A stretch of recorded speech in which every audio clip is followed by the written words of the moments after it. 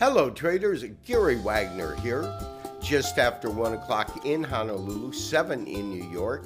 It is Tuesday, March 10th, 2020, and this is the Daily Report for Gold and Silver.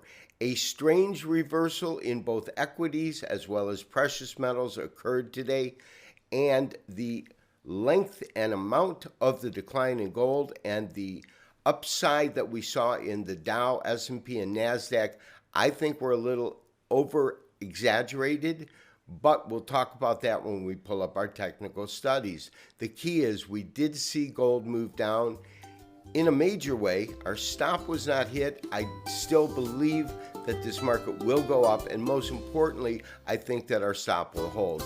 But first, to the price board.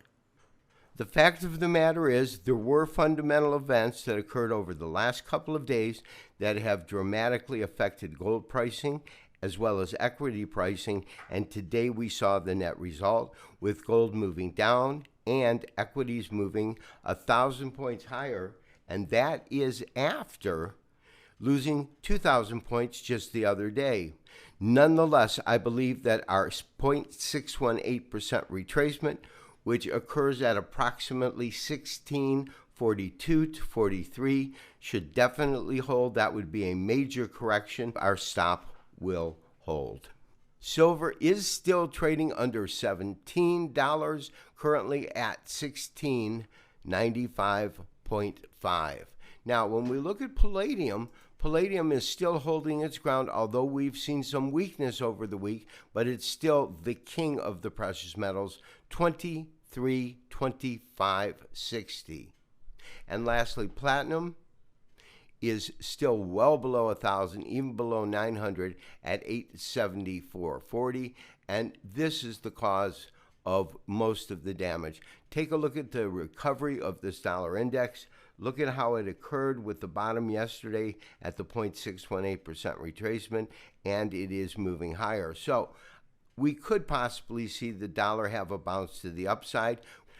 We are looking at a daily candlestick chart of gold. We can see that over the last couple of days, this market first hit a high we haven't seen in quite some time, of course, the yearly high, when yesterday gold broke above $1,700 per ounce for the first time, I believe, since it came down from 1,900 right around 2012. Nonetheless, it closed lower, and today we saw the market close even below that. However, it is the 61.8% retracement.